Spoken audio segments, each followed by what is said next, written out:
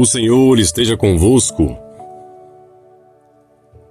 Proclamação do Evangelho de Jesus Cristo, segundo Lucas, capítulo 21, versículos de 34 a 36.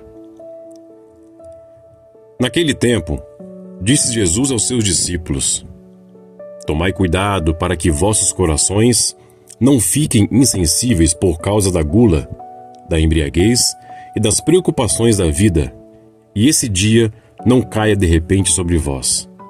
Pois esse dia cairá como uma armadilha sobre todos os habitantes de toda a terra.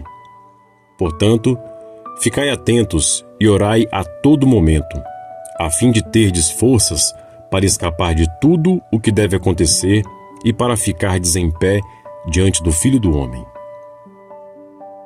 Palavra da salvação.